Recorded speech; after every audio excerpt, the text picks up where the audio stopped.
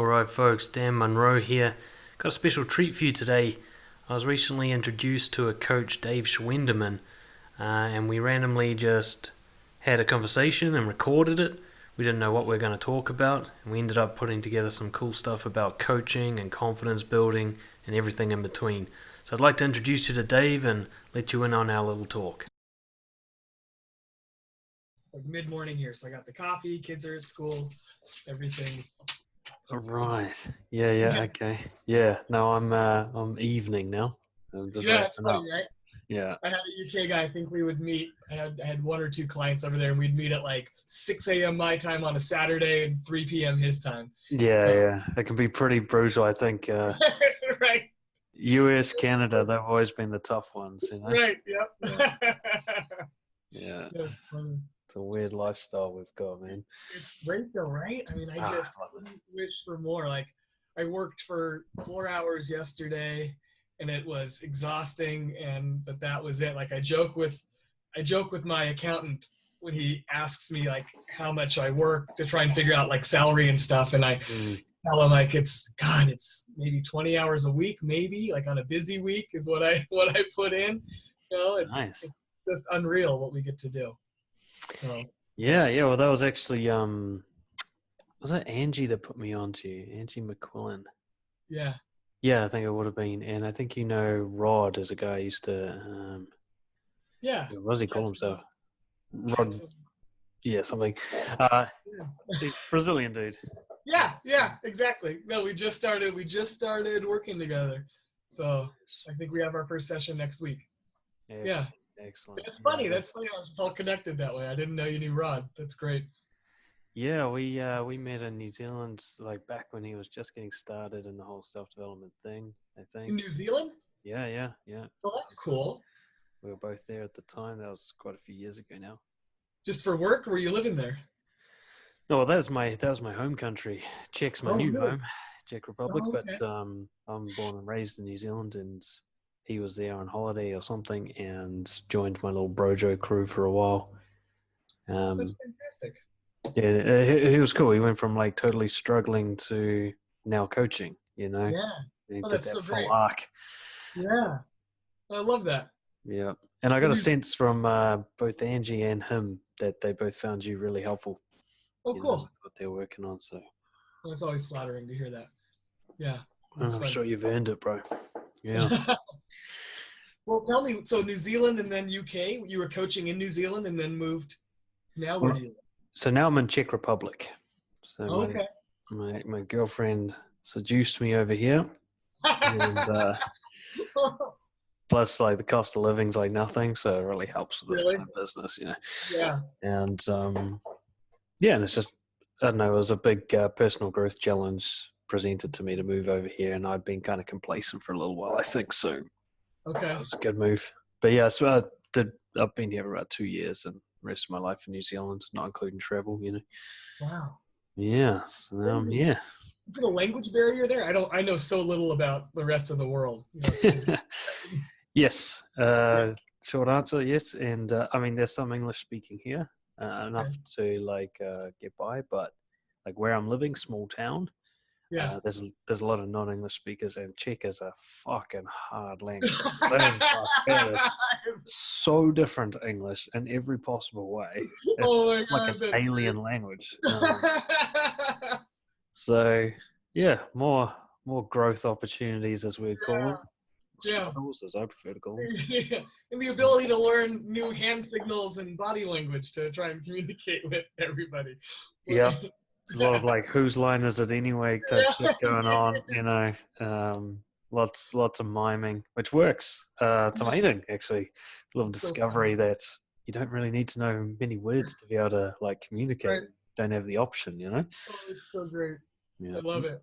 And they got a very friendly attitude here. They make it easy. They're good. That's cool. If they know you, yeah. Yeah. If they don't, it's like the other thing. That's fun. No, Japan was the same way when I was there. I hadn't been in such a and they were so friendly and tried so hard. But yeah, I got good at like, I'd walk in, I went to the same Starbucks every morning, and I'd walk in and they would just give me a menu with pictures on it, and I could point to whatever I wanted and then get close enough on the language to order a drink. It was fun. But yeah, it's so good. It was in fact, that reminds me, like when in New Zealand, you know, it's this huge multicultural, like just people from all over the world there. Right.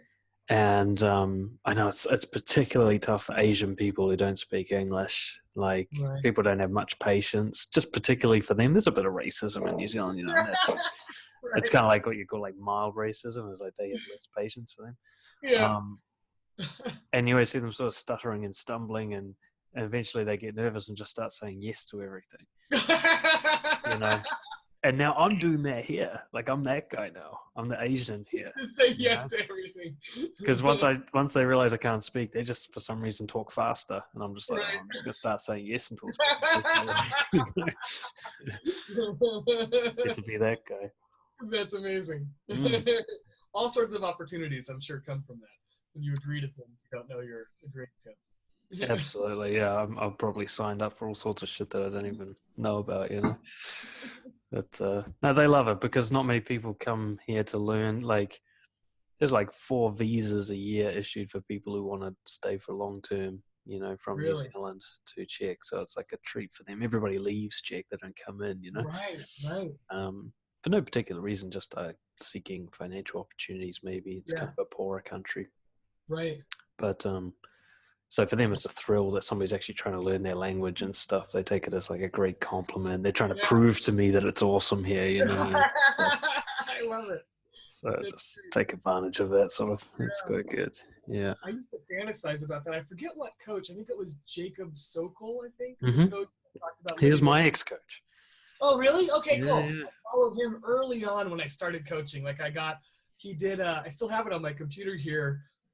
Like something 4x your practice or something where he interviewed a bunch of different coaches, and I just loved those videos, just ate them up. And at some point I heard him talking about living overseas and how much cheaper it was and how that could totally work for getting a business started. And I thought I had never considered that, and what a good idea to do, like, because I live in a very expensive part of the US, and so while I make good money, I never feel like I do. You know, it's just cost of living here is insane.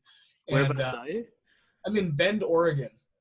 Oh, so I'm in Oregon on the West Coast, and Bend is, I think it's ranked, it's in one of the top 10 cities to live in the country. So everyone's been moving here from California and all over the country. Everyone's coming in, which is cool because they bring a lot of money, but the housing costs have just gone, like if you look at the charts, it's insane what's been happening. I think my old condo appreciated either $80,000 or $100,000 in a year. Like it just went through the roof.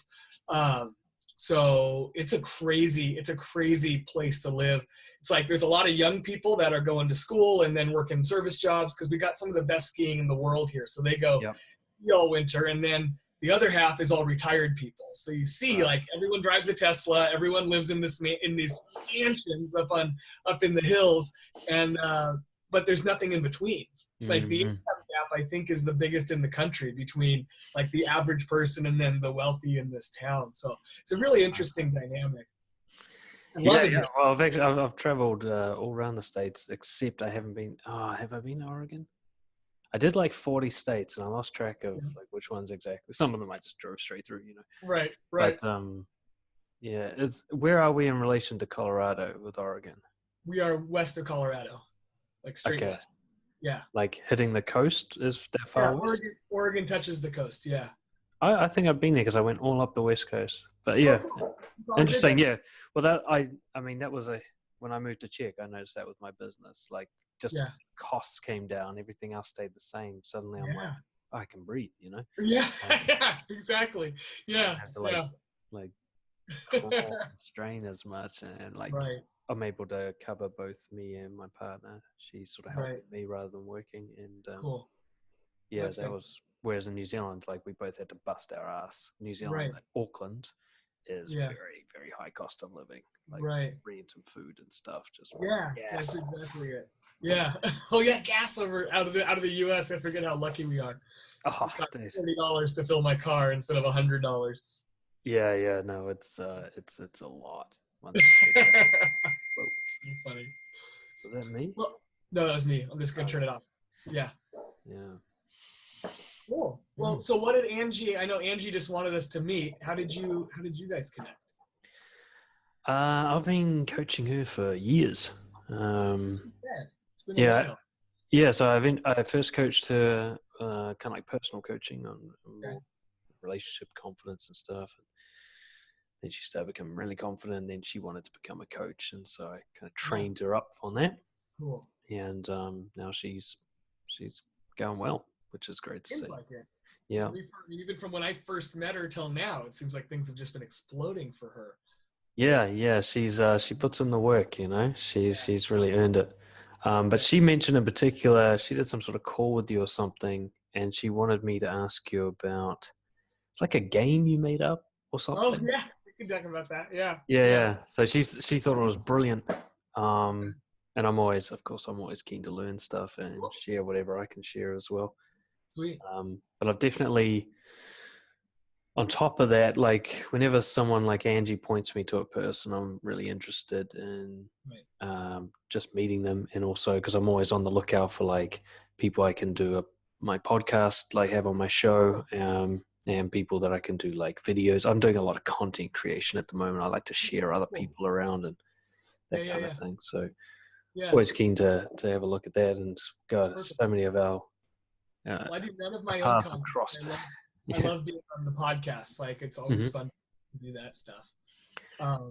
Yeah, do you want me to share the game? It's been taking off. Like this game we started has been like I love talking to my two partners I did it with because it was just on a whim for us, and now we've got pods of people like Rod reached out because he heard about it through another client of mine who heard about it from it just keeps the ripples from this thing in the coaching has been going like crazy for I've been out. I started the thing maybe 3.5, 4 years ago is when we did it, and it's just been going since then, like on its own. So it's been pretty incredible. But, so cool when you make up something like that, right? Yeah, and it was literally created in an elevator as I was leaving a conference with a buddy. He said, "Hey, what if we?" And then it started this thing that defined my entire coaching practice and has been the topic of a 5-day intensive we did in Chicago, Illinois, and it just keeps on going. It's been incredible. So I never had any plan for that. We just made it up because we were sick of doing things the other way. Yeah, well, I'm always keen to hear about that. I mean, I do things a range of ways. Like when you say 20 hours a week, a little bit of envy comes through there. A little bit of envy? Yeah. But that being said, I probably spend 10 to 15 hours a week doing content creation, which is kind of like a secondary part of my job. So I'm not just coaching or finding clients. So I'd say if I just did coaching, it'd actually be pretty similar. But yeah, I'd love to hear more about your game, man. Definitely. Cool. So do you know Rich Litvin? Mm-hmm. So I got roped in when I started coaching right in near the end of 2014. I've done all these corporate jobs. I've owned 6 businesses, and the through line from when I was a kid till now was I was good at selling myself, but not good. I couldn't always deliver. Like the business side was rough. But I ended up in sales, in insurance, ended up training insurance agents all over the Northwest of the US here on sales, and did well at it, and thought, God, I can do this on my own. I was hitting a ceiling corporate wise. I wasn't getting more money. I was kind of tired of it. So I decided to start coaching. And right when I started, Rich Litvin invited a bunch of people, he said accidentally, into his 90-day money game. And so I went into that game on Facebook, played it. I think I made $60,000 in proposals and signed 0 clients. I got nothing out of it. It was really hard. I was like, what the fuck am I doing? I was making proposals all the time, and everyone was saying no. Yeah. So I joined Steve Chandler's advanced client systems, that 6-month program he has. And at the time, I think I had 3 clients that I'd carried over from when I first decided to be a coach at $10 a session that they were paying me. And that was my entire practice. And so I show up to Steve's thing and I go through for 6 months, and it was amazing. And then I signed up for another 6 months, and I came on as Steve's apprentice for a year. So I apprenticed under him for a year. And during that apprenticeship, I met this guy, Gary Mahler, who's fantastic. He's my coach now. But Gary and I got to be close friends, and we were leaving one of Steve's events and riding in this elevator, and Gary said, "Dave, do you want to play the 90-day money game again? Just you and me?" And I said, "Man, I fucking hated that game. Like, it did not go well for me." And it was just not a good experience either. I felt like I was the worst version of me in sales when I was doing that game, trying to just push those proposals out. And I said, I don't want to do that. And Steve is all about, how do we serve more powerfully? How do we impact more lives? That kind of thing. And I said, I really like what Steve taught us. And then Gary had the idea. He said, well, what if we do a 90-day game, but instead of a money game, we do a service game where we just for 90 days, just see how much impact we can have on other people's lives. And then we'll look at the money, but the money's not going to be the focus. We're just going to play this game. And I said, that's something I can get behind. And then we decided to bring in a third person. We felt like it was just two of us. It wouldn't be enough support to really keep it going. And both of us had met a woman, Melissa Black-Ford, who was an incredible coach. She'd been coaching like 15 years, hadn't really gotten traction with it yet. I think Melissa's story is the most she'd ever made was like 54, 55,000 in a year coaching. She was good, but was really having trouble getting it off the ground and wasn't totally bought into this service idea, but powerful woman. We both connected with her. So we invited her in and so you want to play this game with us. And she was on board, and we just it really was just organic. We just kind of started, we knew the through line was service. We were just going to serve. We weren't going to focus on money. We were going to see what we could create. And then Melissa had the idea that one of the things that stops us from serving powerfully is whatever fears we're carrying with us. So all of us have fears in coaching, and we were really open with each other. And my fear that finally isn't having as big a grip as it did was I would hear clients tell me a story that I knew was kind of bullshit or like it wasn't really the truth, but I was really scared to call it out in a strong way because I was worried I'd be upset or I would get it wrong and be like embarrassed that I was like being a powerful coach, but not really, because I was totally off base with it. And Gary's fear was that people wouldn't like him. He's really guy who's really big on having everyone like him. And Melissa's fear was that she'd continue to not make money. And that if she she played this game full out, she'd really serve people, but no one would hire her. So we all kind of laid our fears on the table and then made an agreement that we were going to help each other play the game without letting our fears interfere with us as we served. So I had to call clients out on stories, even if I thought I was wrong, even if they got offended, whatever. And I had Melissa and Gary to kind of back me up and support me through that. And Gary was going to not be liked, and Melissa was going to play without worrying that she wouldn't make money. And we just started a Facebook group, like the three of us, on a little thread, like on Messenger, and just started playing. And like every 2 weeks we'd get on the phone together for maybe like an hour and a half in the morning, because Melissa was Chicago time and Gary and I were both, he's in Vancouver, BC. So we were both on the West Coast, and I would just put in my earbuds and go for a walk outside. We would just share like what's working, what's not, how's it going. And in that, we just made it for 90 days in case we didn't want to keep playing it and we could stop and have an end point. But in that 90 days, I think Gary made like $60,000. Melissa made $150,000 in 90 days. She booked herself up with so many clients. She was putting in like 18-hour days trying to coach them all. And so she actually got overwhelmed by it. I didn't make any money. Again, I made $0 in the 90 days. But I loved how I felt. Like I could feel like I was on the right track. And it was great because at the end of the 90 days, Melissa and I were talking. I live by a national park, so I was out walking in the woods talking to Melissa, and I said, I can't figure out what the fuck I'm doing wrong. Like it's been another, like I just cannot get this business off the ground.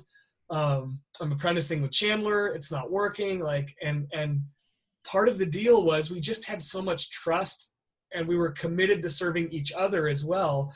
And so Melissa called out in me that I was still too focused on making money. So I wasn't actually serving. I was giving and then waiting to get back all the time. And so when it wasn't coming, it was fucking up I wasn't fully committed to doing this.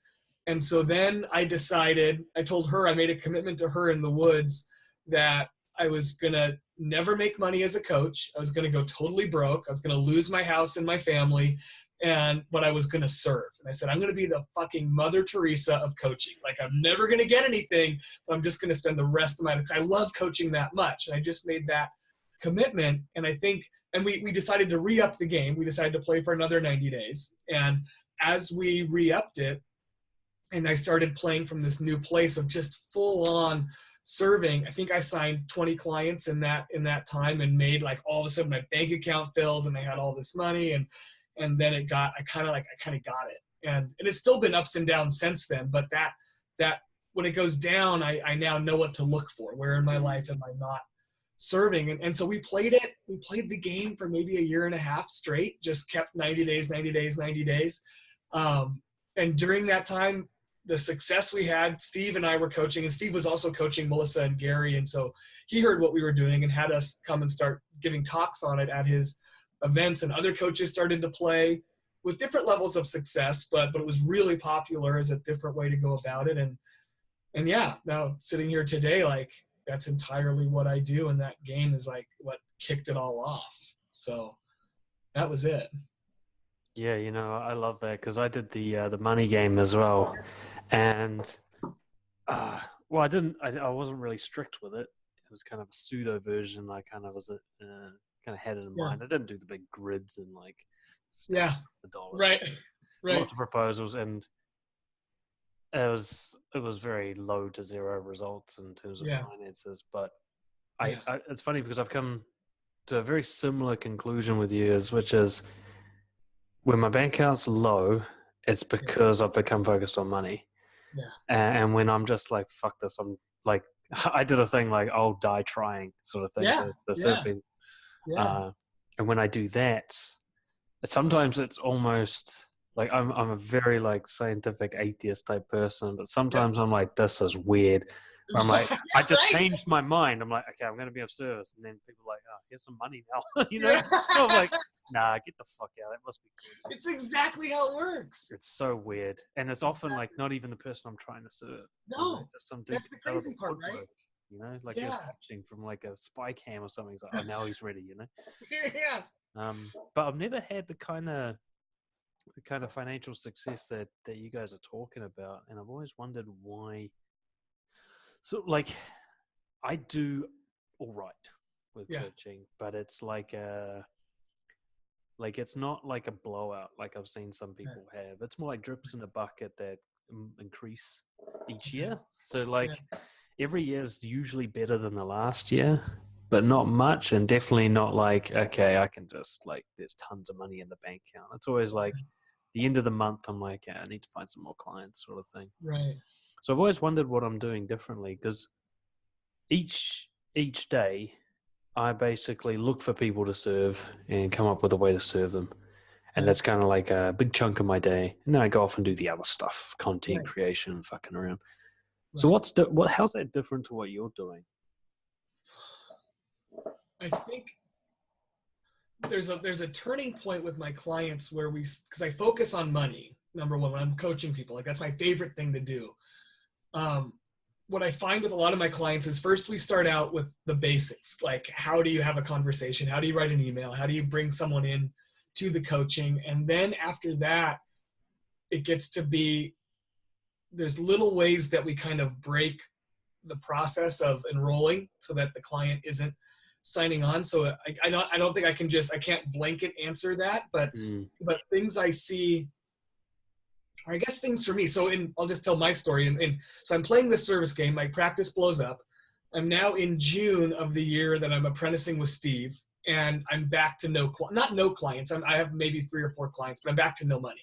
Like, the bank's drained again, and I can't figure it out. And I'm really frustrated. And I reach out to Steve and I say, I'm going to be your only apprentice who's ever failed, because, like, I'm broke. We're halfway through. Like, I don't know what I'm doing wrong, but I can't figure this out.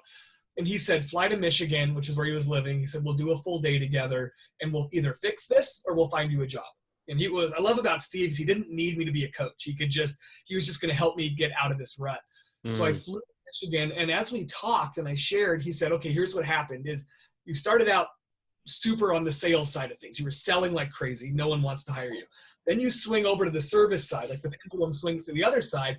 And right as it passed through the middle, you signed a shitload of clients, but then you started serving so much and sales fell back out of your practice. And so now you're not asking for, not asking for the money, but you're not like telling someone they need to hire you is what it was. I wasn't, he goes, I want you to bring sales back in. And he goes, you'll never be back to that side. Like that's not an option for you anymore. You'll never go back there. But you've gone too far on the service side. And that was the key that helped me stay centered. So now when I look at the bank, I look at the bank account and I see this with a lot of my clients where they're serving, they think they're serving, but there's that fear of, if I tell someone they need to hire me, that's not service, that's me trying to get money, or they get caught up with like, there's some money piece in their head that is stopping them from doing it. So one thing I'm good at now is I ask for the money, I ask for a lot of it, and I coach the client on how they're going to get it. This is one of the things Angie and I worked on was, when a client says they can't afford it, how I love that response, because that's a coaching opportunity for me, not to get money, but the biggest service I can offer someone is to take that excuse off the table so that they never believe that's a problem anymore.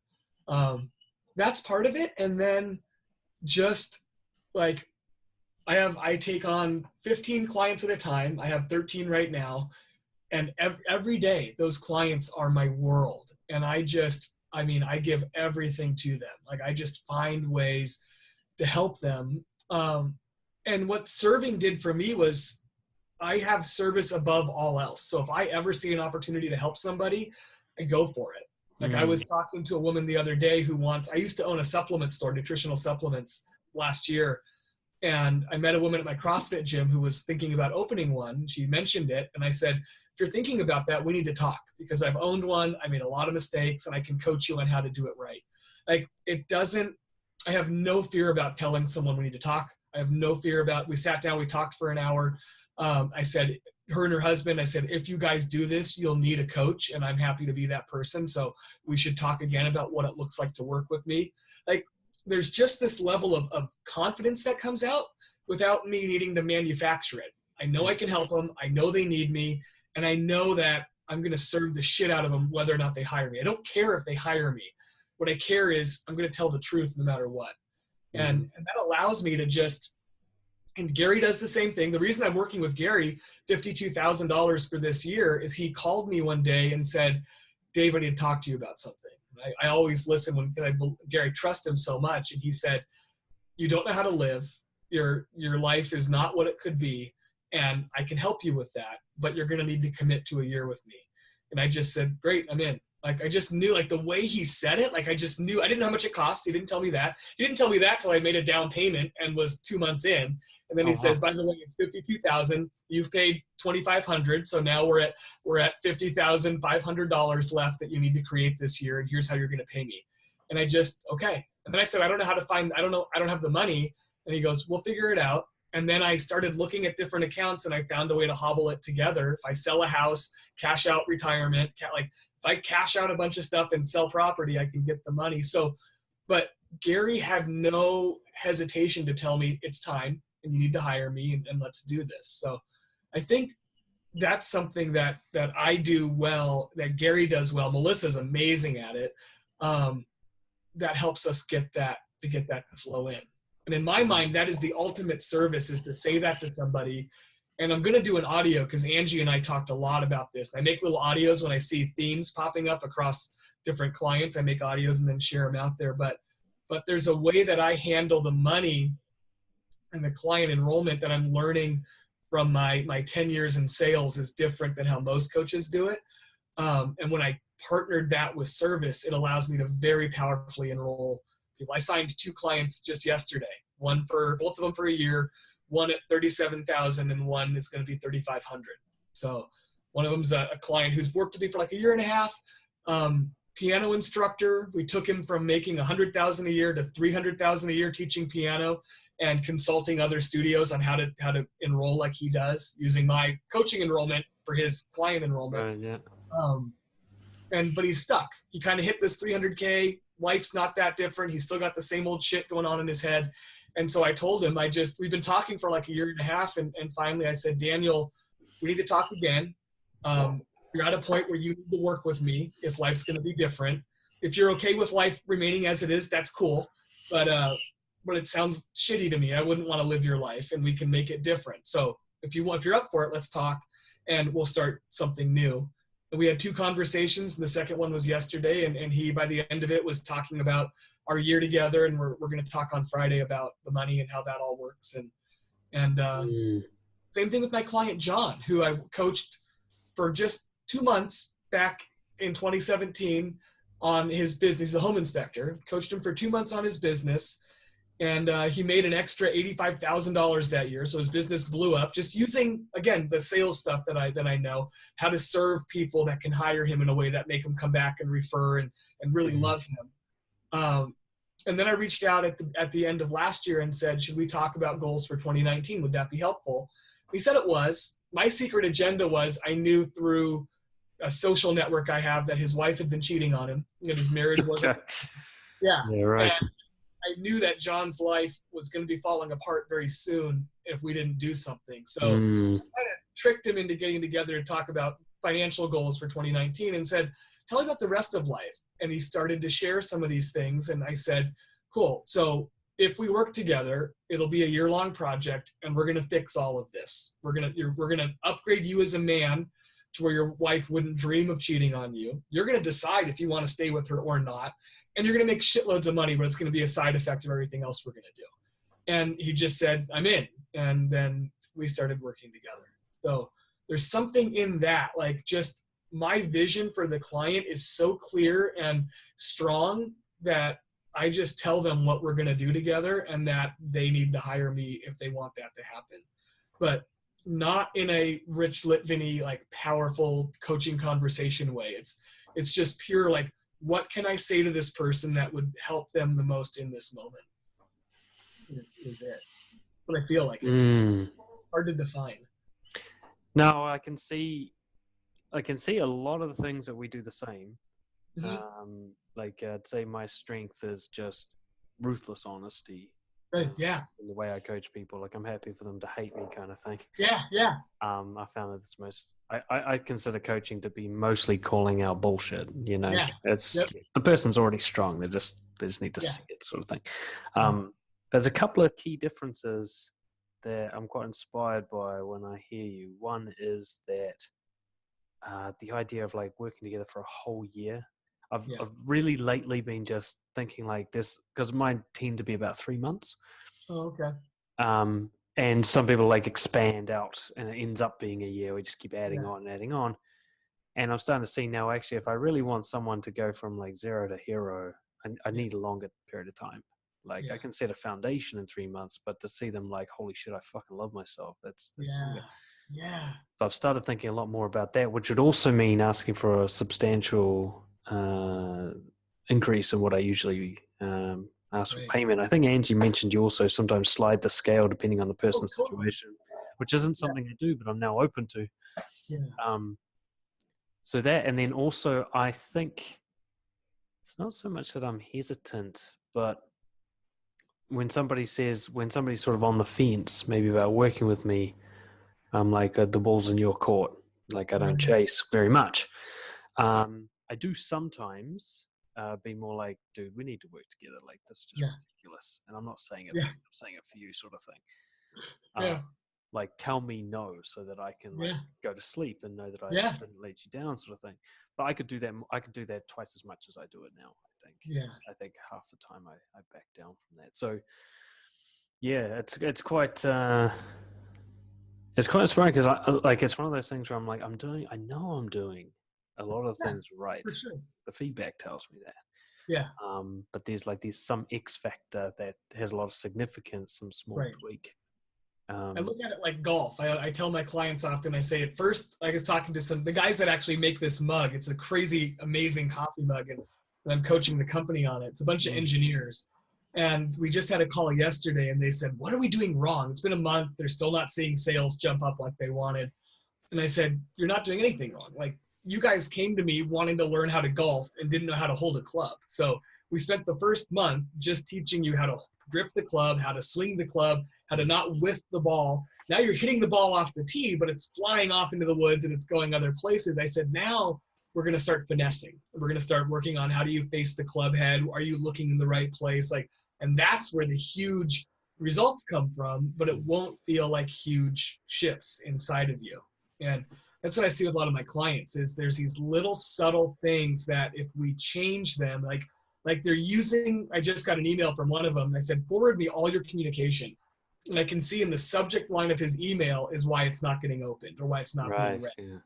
Yeah. There's something, and it's not even, I can't, and this is where I just have learned to accept, like I'm good at sales. Like I'm good at language when it comes to, especially email communication.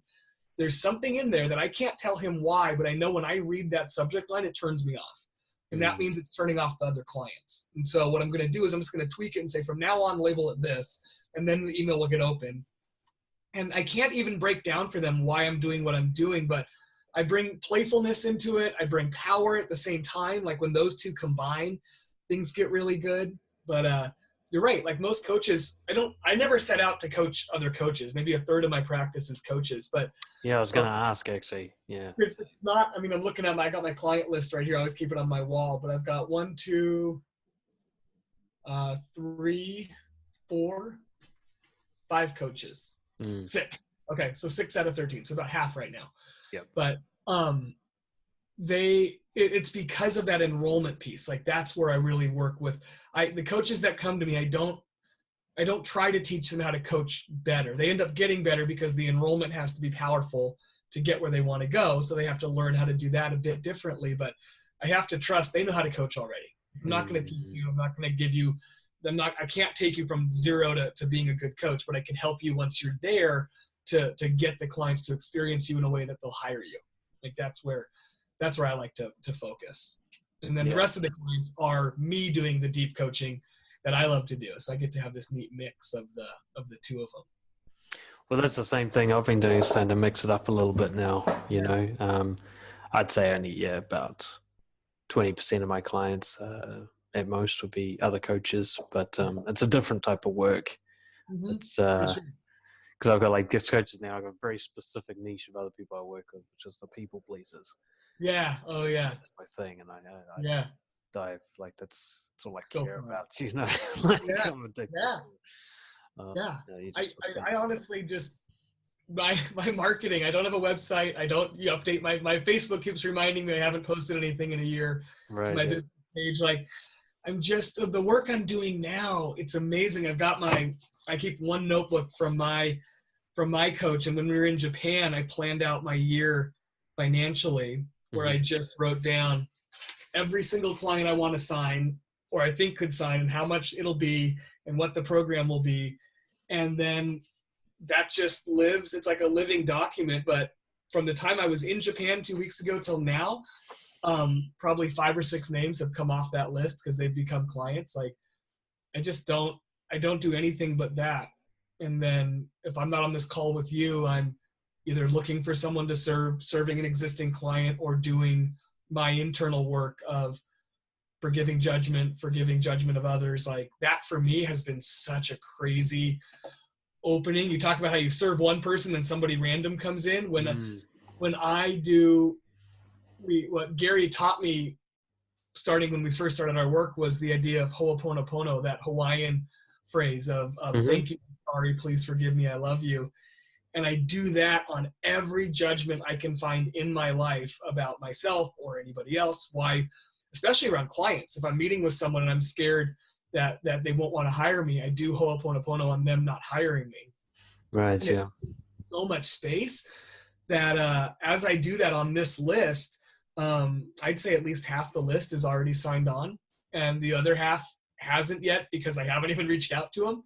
Like I've got a $50,000 client on there that I haven't even emailed yet. And I'm going to email him. Today is the day I'm emailing him to say, let's set up a call because I think I can help you with something.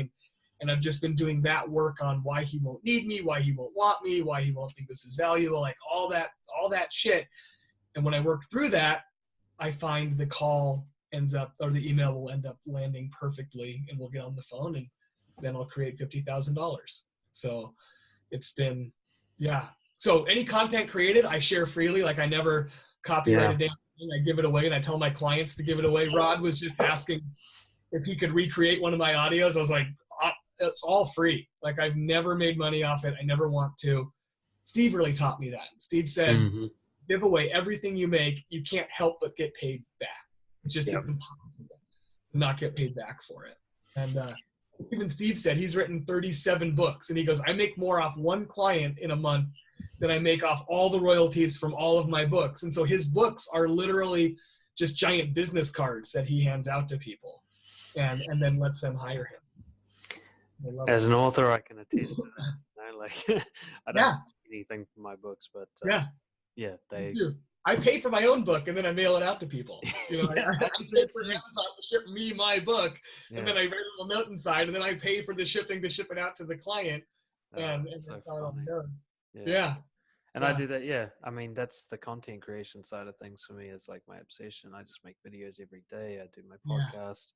I just have like so much stuff in my head I have to get out before I get schizophrenic or something. I love it. I just let people do whatever they want with it, you know. Totally. I do have an exclusive range of content for Brojo members. Okay. So I've actually created a membership system because it's kind of like a separate business, Brojo. For sure. Like a self-development community, and but even that, I'm always sort of, for me, I don't make any money from it. It just covers costs, usually website costs. And then from there, I find clients and stuff. So. Yeah, perfect. I've loved your, I love the way you kind of call the shot and you just go direct. You know, like I want to coach that person, and that's how you speak to them. You know, like, I want to coach you. Like, don't fart around like, oh, you know, what's been going on in your world? It's like, dude, I know what's been going on in your world. You know, your wife's cheating on you. We need to fucking talk. Yeah. I love that. I think that is a much, like out of all the, God, I find the coaching groups and stuff online unbearable, actually. I just troll on them. I can't stand them anymore. I need to get off because it's a distraction, but I have too much fun just leaving. They're painful. Comments. You know, that how they sort of, they kind of like, they try to hide their money neediness behind some sort of weird altruistic spiritual thing. It makes me want to throw up, you know? And it's tough. And the way they're just like, I don't know. I just like the way you're just much more real about it. Like you don't have to pretend. And I think there's so many coaches out there that are like tiptoeing. Yes. Where they need to be like running into it, you know? Yes. And it's funny. In my personal life, I got divorced a year and a half ago, almost. And dating again. I'm 38. Got married when I was 20. Met my wife when I was 24. So 14 years with this one person. At the time I met her, you know, I'm young, look good. I was a bodybuilder. I'm like this big guy, all the confidence in the world. Then I divorced. I lost all my hair. I'm 38 years old. I have 2 kids. Financially, I was wrecked because as I got divorced, I also lost my supplement store. That went under. And I had, I ruptured a disc in my back. So I had back surgery. So my body went to shit. So a lot of stuff happened. And I'm trying to get out in the world and meet women. And I realized that the way I was approaching dating was the same way I was approaching coaching, and it was hurting me.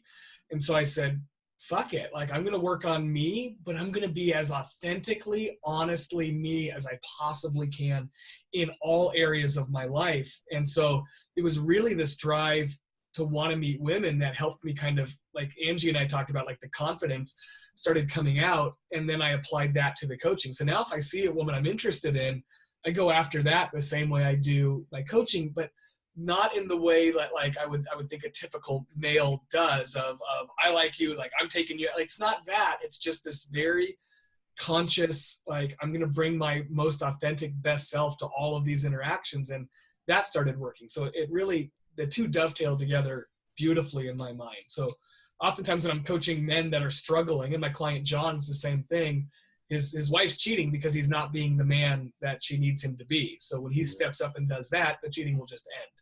Or my other client in Brazil, who was at his fiance left him and wanted to start dating, same thing. We did a whole month just on masculinity to help him get out there. And what's cool is the through line into his coaching was so strong that he started signing clients in the same way by having that honesty. I want to take you home and I want you to hire me. Like it was the same. We just brought that to everything, and he started making money again. So I love it. Exactly what happened to me. Yeah. Really? Yeah. It was the same thing too with the dovetail. Like it was right actually at the beginning of when I was coaching. Yeah. But it was around that time when I just started being very direct with women. I'd gone through a whole pickup phase. Yeah, I studied all that when I was. Everybody does that, the dark arts or whatever. But it struck me like as a people pleaser, I'm just becoming a very masterful people pleaser now. I'm actually going further down the path rather than down a different one. And so I remember the first time I just went up to a girl and just said, I just think you're gorgeous. I had to tell you, And I was like, holy shit, I can actually say that. Whatever I want, because I meant it, and it wasn't like a trick. It wasn't like she's allowed to leave. I'm not trying to get anything. Yeah. And then, I saw like, it's so funny. I do a type of dancing called Zouk dance. It's a bit like salsa, Brazilian version of salsa. Okay. Dancing, coaching, dating.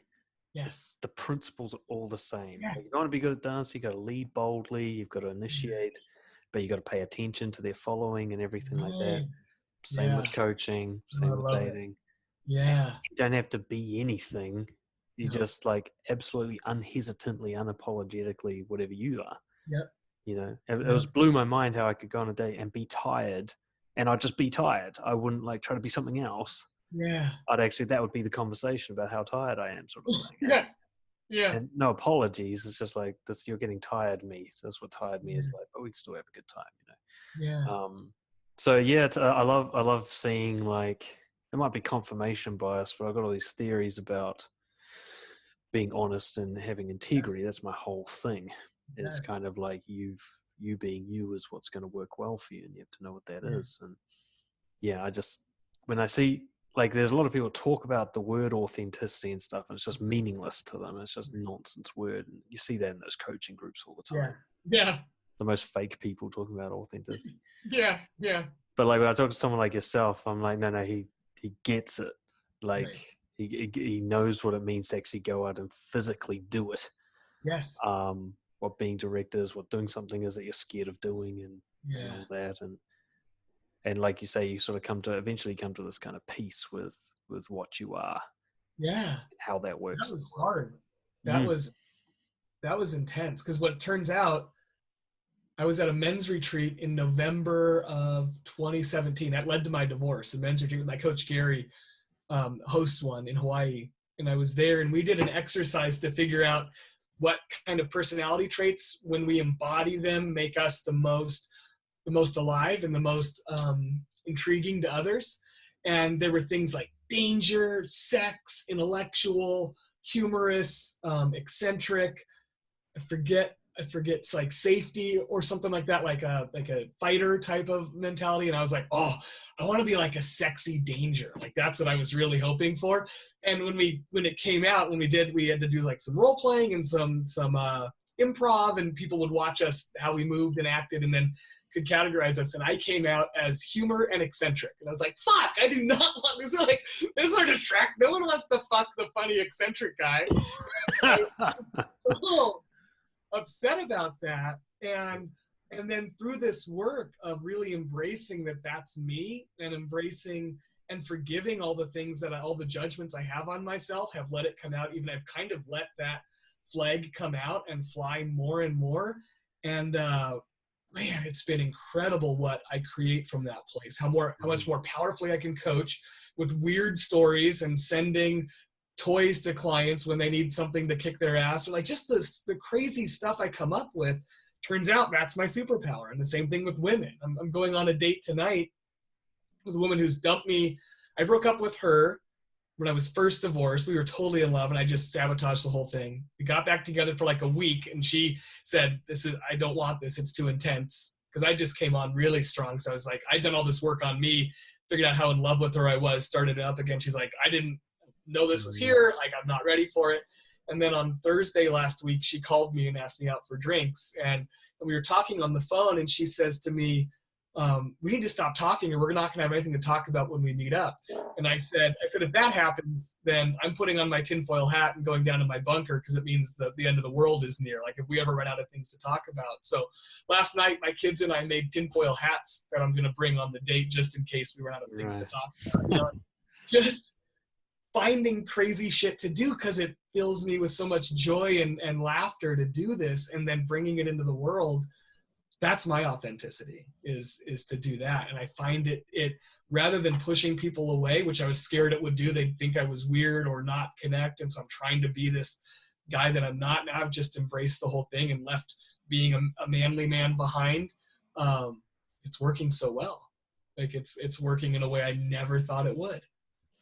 So I love that, man, because like everyone's got like their flavor, man. Once they find their flavor, the funny thing is it will push people away, but you won't see it because those people don't matter. You know, like it's cliched, but you're going to repulse the people you need to repulse with that. The only ones you know about are the ones who didn't run away.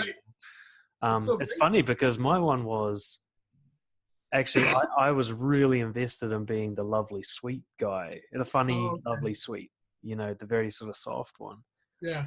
And I ended up sort of finding out that I'm something that like a lot of guys want to be, but I didn't want to be, which is kind of like heavy masculinity. Like I can be really quite ruthless, and I'm quite like I used to be terrified of confrontations, and now I'm looking for them. And I don't mean like conflict, like violence or anything, but I love setting boundaries. I like putting people in their place. I like sort of calling out shit. And I really thought that was like the worst kind of guy. You know, I used to believe that, but really I was just sort of afraid of my own dark side. You know, now I've got that. It's just like I've got a sense of calm all the time. Yeah. I'm just kind of like I think of it as like unfuckwithable. Yeah. You know, and I used to be very fuckwithable. Like, you know, I used to be so easily manipulated and just so controlled. You know, if I was attracted to a girl, she could own me, you know. Yes, that was me. If you gave me the time of day, I was in. Like, that's all. She wouldn't even be trying, you know. She doesn't even know I exist, and she's controlling my life, you know. It was devastating. But I made my peace with what I am, which is, you know, it was nice. But like, there's no, like, I'm not trying to be. Yes. Like so many of my clients are trying to be like heavy on masculine traits, especially when they're not, which is just like, dude, you're fighting the storm. Like, go with the direction of the river, man. Like, you'll be fine. You'll like it, you know? Yeah. But it's so funny. And the same applies to coaching, you know, and I was trying to be the nice, loving, kind of caring coach. It just wasn't my flavor. It didn't work for me, like, until I started, like, I'd get frustrated with a client. I'm like, I just got to call some shit out. And then that would be the best moment of the session. And I'd be like, oh, that's what I'm focused on. I've been wanting to do it for like 6 months with this person. I was just scared that they would cry, you know? And now I'm making people cry like at least, I don't know, once every couple of weeks, you know? They don't mind, I guess. I don't know. But I love it. I love the different ways we go about it. Mine's still pretty hot in me. There's my work in a session and on a date is constant forgiveness of the judgments that come up about myself. Just constantly, I'll catch myself not liking how I said something, or a joke didn't land, or with a client, I'll get lost. And it's just constant. I forgive myself for judging myself as not doing this right, or not knowing what I'm doing. And that is opening up space in ways that I couldn't have imagined to let people connect with me. So I'm a big guy. Like, the CrossFit has changed my body to where I look a certain way. But I was out last Friday at a bar, and for the first time since college, 2 fights broke out in this bar. It wasn't like a seedy bar. What was going on? But one of them was an old friend of mine that I wasn't super close with. We knew each other from the gym, but the woman I'm with had dated him and really had been in love with this man. And he started a fight, and she's like, go help him. And I looked at it, and I just thought, I really don't want to. I'm like 38, my back's fucked up. Like, I need to go home to my kids tonight. And I said, I think they got it. Like, I'm just gonna figure it out. And then instantly I had all these thoughts of, she's not gonna think I'm a man enough. She's not gonna want to hang out with a guy who won't step up and protect her friend. And I had all this. So then it was such good work. Like, you talk about looking for conflict. I look for discomfort now, because I went, oh goody, like I can work through all of this now. And so I just let all the thoughts come and just forgive all of that.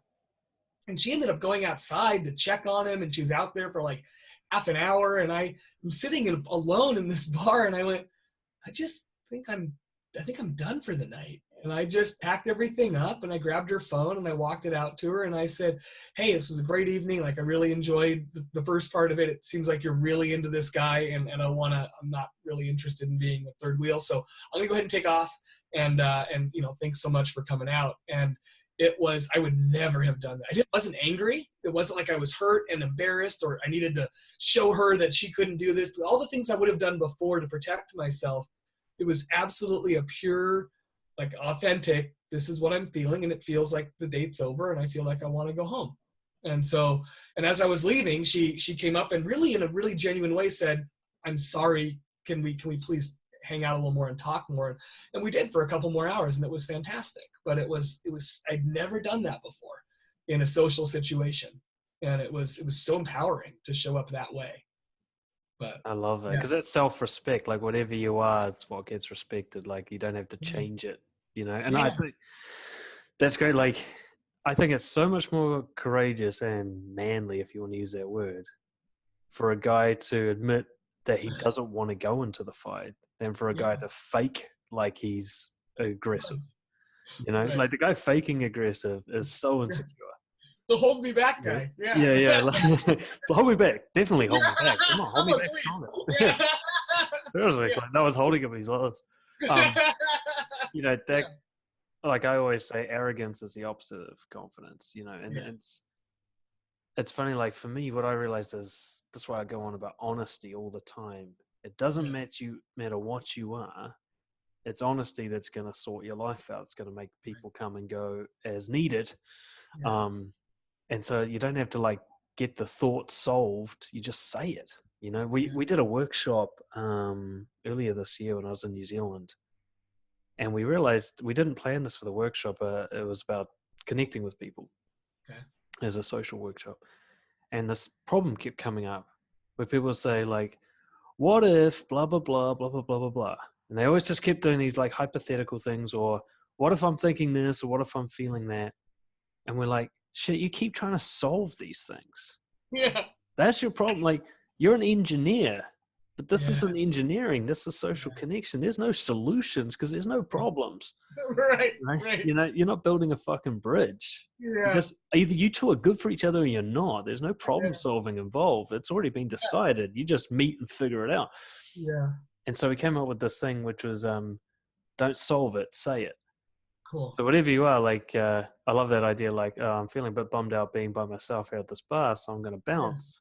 Yeah. Instead of, like, trying to change that, you just say that, or you just, no, I'm not going to get in a fight with two random dudes who can't handle their alcohol. Like, why would I do that? And actually, I'm a little bit worried you're going to think I'm a pussy now, but it is what it is. It's so funny because I shared all of that. I told all of that to her. Like, I'm worried you're going to think I'm not, but I'm just not going to. Yeah. You don't need to solve, because if she's good for you, that's only going to draw her in. This was one of the things I realized, because what happened to me after my pickup phase, I became so disillusioned with, like, deceiving people into liking me. I had this really bad moment where I took a girl home from a bar on total bullshit. I had bullshitted her all night, just all the stuff I had learned off the internet and stuff. I was just, like, bantering and all this, like, very strict, like, they talk about, like, the duck on the pond looks calm, but it's like this under the surface. So I was like that. I was just all strategy, like a fucking robot. And we got home, and she was actually ready to sleep with me, And I was just like, I'm no feminist, but this is like rape, Like, you don't know who I am. But you're sleeping with me under false pretenses. Like, that's a legitimate court case, I'd say, Like, if I pretended to be, like, a millionaire or a celebrity. It's no different. I just realized I've crossed a line. Like, my values just can't. And I was real lost after that, because I was just like, well, that didn't work. Yeah. Being a nice guy didn't work. Yeah. The fuck? Lonely forever? Yeah. What's left? Yeah. Well, the funny thing is, I kind of went like, okay, instead of fighting this thing, what if I just go with single forever and Yeah. try to be someone I like being? Like, Yeah. if no one else is going to like me, what Yeah. do I like? You know, at least have like salvage this fucking thing. Right. And that's when I just started being real honest with people. It's funny. Have you seen it's on Netflix, Ricky Gervais. It's called Afterlife. No. Is he a comedian? What does he do? Yeah. UK comedian. Okay. But this program Oh, called Afterlife. Okay. And what it is a guy, his wife dies. Okay. And he's devastated. He's suicidal. But he realizes, well, if I'm going to kill myself, I can do anything because I don't care at all anymore. So he just decides basically he's just going to say everything he thinks. He's going to do whatever he feels like doing, no adjustments whatsoever, no moderation. Yeah. And it's just a great exploration into like full-blown, like unrestricted honesty. You know, every Right. thought he's quite negative, but it's just funny to watch. Yeah. You know? But I was like that, and it wasn't like I was negative, but like I'd be at a team meeting, there'd be some executive that's like 3 levels above me, Right. and I'd just talk to him like he was a normal person, and I'd tell him off in front of all his other cronies and stuff, and I just like, fire me, I don't give a fuck. Like I have all these things I've been wanting to say for years, and I just got to get them out. Yeah. And the funny thing is that worked really well for my career. Yep. You know, they started to see me as this like integrity guy they could trust. Yep. And I started being honest with women, and it Yep. pushed more away than drew in. Right. But I feel confident that I didn't push anyone away that I'm going to miss out on. You know, like if someone's pushed away by you saying, look, I don't want to get in a fight, that's not someone who's going to love you for who you are in the long term, probably, you know? Right. Yeah. Or there's 7 billion people out there. So even if you're wrong, don't worry about this, you know, got to break a few eggs. I hadn't considered I was pushing people away. I just felt like, because before, I guess for me, before I had nobody was coming in, and now everyone's coming in. So it just felt like it was working. So I think I was lucky enough to be pushing everyone away from whoever I was trying to be. And then when I stopped that, everybody came in. So, yeah, I had to make a transition because I'd been so fake. Like first I'd been this like nice guy, kind of like a comedian. Yeah. So I was good. Like I can make a lot of people laugh, but like on the inside, I'm like the sad clown, you know, like, trying to like drink in enough approval to get me through the night sort of thing, you know, like just getting by on it like a drug addict. And then I went to the pickup thing, and that brought a lot of fucked up people into my life. Like the thing with that pickup stuff, the girls it works on are not healthy. That's what I was wondering. I never actually had the guts to go try it. I read about it, but I never used it. I was in up to my neck. I was deep in it, you know. Yeah. I made the mistake of like teaming up with a few guys off the internet. They creeped me the fuck out, you know, because I was never quite like I never really was misogynistic or super fucked up about girls. I just struggled with them. I always loved them, and I could be a normal person too, you know. Right. I met some guys where I'm just like, whoa, you are fucked up, you know. Right. Yeah. But anyway, and yeah, like I go to nightclubs, bring home whatever these girls that are on drugs and stuff, and you're like, well, I'm not meeting like psychologically speaking the cream of the crop, you know, like a girl at 3 a.m. like on speed in the club looking for a boyfriend, you know, her life is not sorted out. She's not living the dream, you know. You might look good, but that's all she's got. Like a couple of years, she's really going to be struggling once the wrinkles come in or whatever. So I was just like, you know, and that's when I started like with the honesty thing, started getting into dancing, which I'd always wanted to do, but I was scared people would think I was gay, you know, and I was like, fuck, I let them think that. And then I met healthy people that liked me for just whatever, tired, antisocial, they still liked me. Right. Oh, that's so great. I can see a lot of parallels, you know? No, same, like I was saying, same journey. Like I just started going all out with what felt good and what felt fun. And it's amazing what it draws in and what it pushes away. It's incredible. Absolutely. And that's what I love, you know, you don't see what it pushes away. They're pushed away. I didn't even think that was happening, but it totally would be. Yeah. I mean, occasionally I'll notice like maybe I'll be at a dance event. There's a close community, so you get to recognize people. Yeah. And I realize, that guy's always on the opposite side of the room from me. You know, like he's probably doesn't like me or something. Right. Like, Like, I'll just notice that, like, somebody seems to be putting effort into avoiding me, but I have to look for it. Right. Because I'm already sort of whatever, I'm connected to 3 or 4 people deeply enough that that's my whole night booked out, it doesn't. It's so authentic. I think it's hard. It's hard to not like someone who's just them, like just them. Maybe it's my sales background. I taught myself in sales, and I would teach my agents, I would train insurance agents on how to sell one-on-one. And I said, the key is to be too stupid to realize people don't like you. Because I would find myself when I would embody that, I could walk into a business, have them. I had one guy one of my favorite ones, I walk into this stereo shop and I say, is the owner in? I want to talk to him about his coverage. And the guy behind the counter kind of pauses and stares at me. And I see a guy at a desk behind him literally just go like this, like holds up a file in front of his face. And I said, you look like the guy who owns this place. And he's like, what do you want? So I started talking to him. He ended up taking me back into his private theater room, and we watched Batman Begins, and he made me popcorn, and I hung out there for the afternoon. Like, I just learned to ignore if you don't like me. Like, I just wouldn't pay attention to, which I'm sure is super off-putting to some people who are trying to give me the signal that this is not gonna work, and I just don't recognize it. But overall, I find you tend to warm them up when you just show up, overwhelming happiness to be there with them. It's hard not to. But yeah. Well, yeah, your kind of people will like it, and it's, for me, like, I can find, there'll be somebody who everybody else just can't stand. Yeah. Like, they'll think of them as obnoxious, but I love them just because they're real, even if I disagree with every word that comes out of their mouth. Like, the singer from my old band, like, he's a strongly disliked guy because he's just like, he's just so anti everything. Like, whatever you bring up, he'll just push your buttons and and just and he's just got zero. He's got a really short fuse and he's got zero like filter. Right. So he just causes enemies all the time because he doesn't have any sort of like oh, maybe this isn't the right company to say that, and he just goes and they never speak to him again. I fucking love it. Like, you never ever have to guess what he's thinking or how he feels about something. Ever. Oh, it's so it's obvious as fucking. For me, like, that's all I need to know about someone. Like, whereas somebody can treat me really well. Yeah. But if I feel like it's an act, like, all my walls come up. I'm just like, I've done this act. I know what's behind this. Right. You're trying to get something, and it's going to cost me more than it costs you. That's for fucking sure. Right.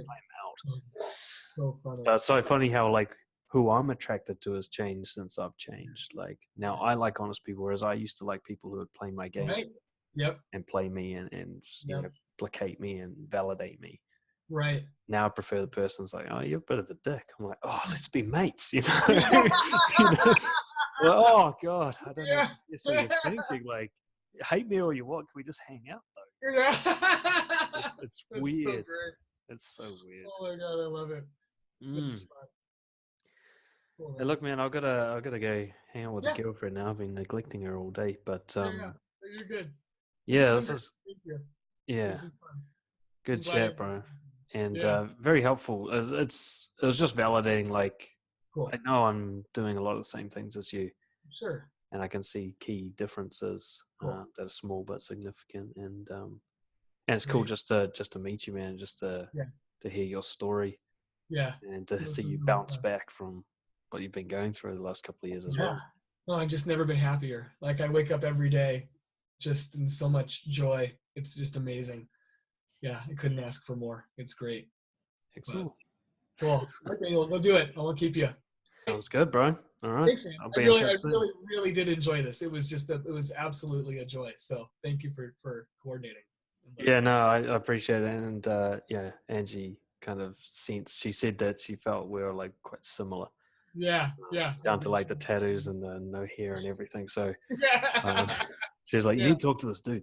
So, she was right, I think. But I don't think this will be the last time we chat. And no. We'll see where we go from there.